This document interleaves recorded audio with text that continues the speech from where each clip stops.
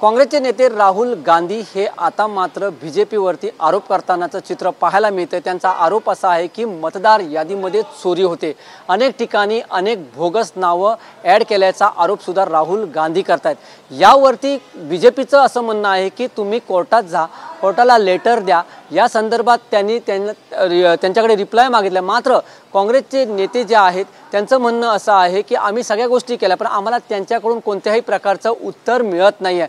त्यामुळे आता मात्र राहुल गांधी यांनी प्रात्यक्षिक करून दाखवलं, आपले जे नेते त्यांचे आहेत त्यांना प्रात्यक्षिक करून दाखवलं की कशा प्रकारे मतदानाची चोरी होते। एकाच माणसाचं नाव 2-2, 3-3 ठिकाणी ॲड केलं गेलंय। त्याचबरोबर ज्यावेळेला आपण एखाद्याला मतदान करतो ते मतदान दुसरीकडे जात आहे, अशा अनेक प्रकारचे प्रात्यक्षिक त्यांना करून दाखवलं होतं। त्यामुळे आता मात्र काँग्रेसकडून मोठ्या प्रमाणात हे आरोप केले जात आहेत की हे सत्ता जी आलेली आहे ही चोरून आलेली आहे, असा थेट आरोप राहुल गांधी मात्र आता करतानाचं चित्र पाहायला मिळतात।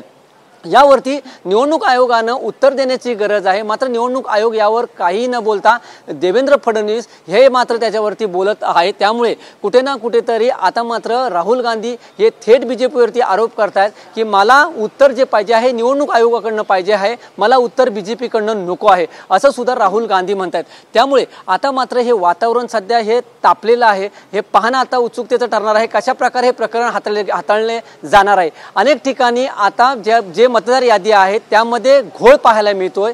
नालासोपारा असेल किंवा अन्य राज्यात असेल, अनेक ठिकाणी एकाच व्यक्तीची 2-2, 3-3, 4-4 ठिकाणी नावं आहेत। त्यामुळे हे प्रकरण आता बाहेर आलेलं आहे। आता हे प्रकरण नेमकं कशा प्रकारे थांबवण्यात येणार आहे हे पाहणं तितकंच उत्सुकतेचं ठरणार आहे।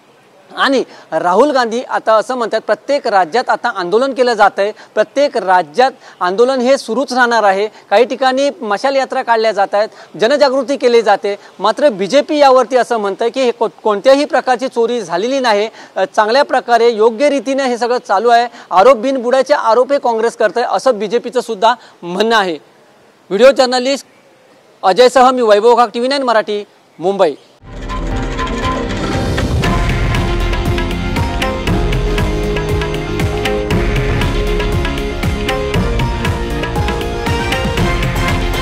हे आहे देशातील नंबर 1 न्यूज नेटवर्क आणि आपण पाहत आहात TV9 मराठी, एकमेव।